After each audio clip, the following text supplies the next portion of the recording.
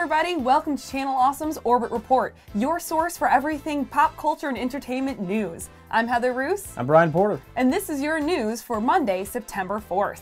Okay, first off, happy Labor Day, everybody. Yeah. Hope everybody's enjoying a nice day off. Give you a little extra time to watch our show. So first news story we got is Leonardo DiCaprio is tentatively rumored to be in the front running for the Joker origin movie. And to me, that's a little weird considering the Joker origin movie is supposed to be set with a young Joker, and Leonardo DiCaprio is older than Jared Leto. So I don't really understand this casting here. Yeah, personally, I really don't think it's actually going to happen. I think people were like, all right, Scorsese is producing it, so DiCaprio, yeah, Sure. He could be a Joker. I really honestly don't think this is going to happen. I think people are just trying to create hype around the project, interest around the project. I just honestly don't think it's going to happen. And I feel like that's basically DC's game plan for pretty much all of their movies nowadays. They put out tons of these rumors, they just get all this hype going and they get people talking about it, and nobody knows what's going on until the movie actually comes out. And that's, I think, their kind of formula for success, whether or not it actually works. But I mean, Leonardo DiCaprio as a Joker seems like it could be an interesting idea, but not for a Joker origin movie. Yeah, I mean, he's a good actor. He's got a lot of range. But yes, agreed. For a Joker Origins movie, if we're going back to an origin story, then it seems like you'd want to have a younger actor portraying the Joker. Absolutely. Even though it is supposedly an Elseworld story, they have officially put that label on it, so it won't be the Joker's origin story that is canon, or whatever. Whatever is canon in the DCEU nowadays. I personally am not on board with the Joker origin movie because I feel that that is the draw of the Joker. We don't know his origin, we don't know his motives, and I know everybody's going to say, the Killing Joke, the Killing Joke. Well, in the Killing Joke, he is said to say, you know, if I have to have a past, I prefer it to be multiple choice. So that isn't technically canon. So, again, I think there should be no Joker origin movie, but I digress. We'll just see. We'll have to see what happens with that one. Absolutely. In other movie news, the rights to The Crow has been bought by Sony. So they've been kicking around the idea of a reboot of The Crow for a very long time. There have been some actors attached to the project, unattached, reattached, new actors attached to it, and now Sony has officially swooped in and bought the rights to it, and maybe sometime in the future might be making a Crow reboot.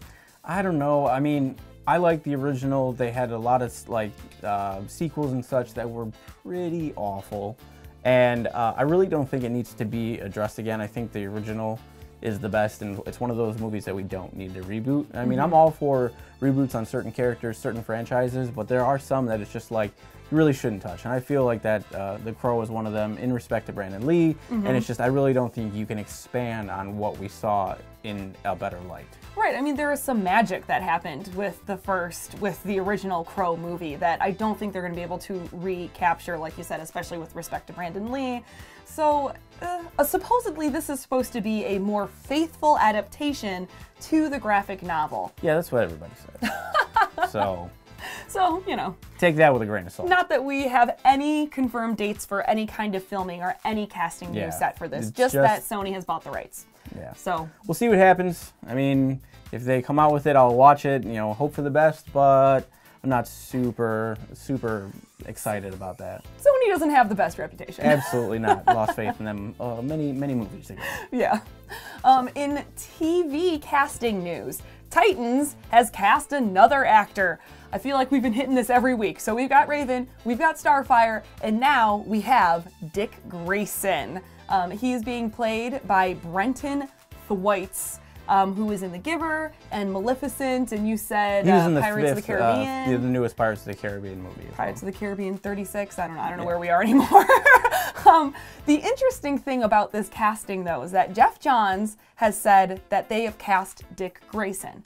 Not Robin, not Nightwing, but Dick Grayson. And he has also said that this Dick Grayson has just left Batman. Okay. So we're really not sure if he's Robin, if he's Nightwing, if he's somewhere in between, which actually I think could be very interesting and a really interesting character arc to play out to see how he could become this character or transition. Yeah, I feel like that's a really good starting point for that character going forward into Titans. And obviously there is no established Titans, so it's going to be him trying to see all these other superpowered individuals, trying to get a team together. So while the team is trying to figure themselves out as a team dynamic, and then themselves, how their powers fit in with the world and whatnot, it's really going to be good to see that type of dynamic mixed with the personal dynamic, and how Nightwing, or Dick Grayson, becomes either Nightwing or stays Robin and then takes on the role of leadership. So I am looking forward to it. I like this casting a lot. The guy has a good build. He has the look for Dick Grayson, I feel, and his acting chops are great. I love them in The Giver. Yeah, I agree. It's fantastic. Definitely think that this is probably the most exciting casting news coming out of Titans. Yeah, I for agree. me personally. So it makes me excited for the show. It's not getting released until 2019 and on DC's streaming service. So I don't know how much I want to pay for a DC streaming service, considering most of what I've seen DC lately has not been that great, other than the CW shows. I do love the But CW shows. I might give it a shot. If I can see it, maybe for a free, pilot episode, yeah, sure. See how it goes. Yeah. Get you hooked in first. That hook in there. So, moving forward, let's get on some book news. September 1st, the Friday that just passed, was a special day for Harry Potter fans everywhere. It is the first day of the Hogwarts semester. September 1st is always the first day of Hogwarts semester, and it was also a very special day because it is 19 years later. September 1st, 2017 is the 19 years later of the epilogue from the books and the movie, where you see Harry Potter taking his son Albus Severus Potter to the train to start his first year at Hogwarts.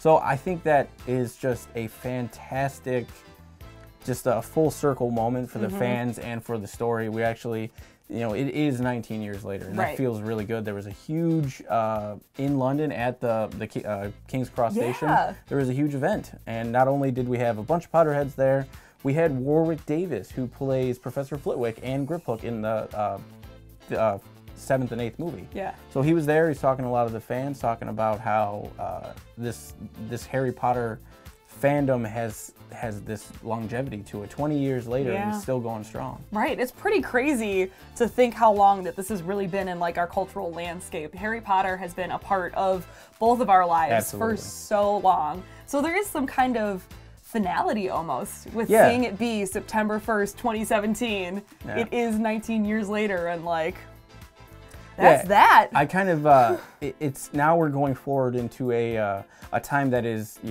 we don't really know anything that's going on with as far as we kind of knew a little bit through what Pottermore and what J.K. Rowling has said, answering questions. Right. But now we're in new territory. We're after the 19 years later. We're going forward. And if you do want to count the Harry Potter and the Cursed Child books as kind of like the canon, I mean, I know it is, but some of us don't want to. So is that some of us, you, Porter? Yeah, that's some of us is him. Yeah, it is. But either way, it is really awesome to think about. It made me very, very happy to just watch the stuff and watch the footage of King's Cross and just see how happy everybody was. Right. So we wish Albus Severus a fantastic first year at Hogwarts this year. Absolutely. Let's go on to some gaming news. Destiny 2, the much awaited for sequel to Destiny, is coming out this upcoming Wednesday, September 6th, and they just released the live-action trailer for Destiny 2, and it features Cayde Six, voiced by the amazing Nathan Fillion. Yes. Explaining how the invasion of the Cabal are basically taking away everything: birthday cakes, baseball, all this stuff. He's going through a big montage of all this stuff exploding, and he gets to puppies. And then one of the Guardians that he's talking to is like, "Puppies? No." And he's like, "Cayde's, well, I'm more of a cat guy myself, but go into this awesome, huge battle, live-action battle. It looks amazing, and then you see one of the Guardians at the end say, "Let's do it for the puppies," and then he runs off. I relate to that. I relate to that so hard. Absolutely. But it was an absolutely fantastic trailer. It was really cool to see Cayde Six. He's a robot type being, and his live action look was amazing. It looked very realistic, and it was awesome. Yeah. And I'm super excited for the game. I can't wait to pick it up. I'm gonna be playing a lot online. It's gonna be amazing. I can't wait. Awesome. Well, that's all for us here. Let us know in the comments what you guys are excited about this week. What other news stories you saw. Let us know. How do you feel about the Leonardo DiCaprio Joker? Maybe what? Yeah. I don't know. Where can people find you on social media, Porter? I'm on Facebook under Bryan Porter and Twitter at porkchop0289. and you can find me on Twitter at Heather Roos or Instagram at hroos or twitch.tv/Heather Roos. So for all of us here, we'll see you next week. Beam us up.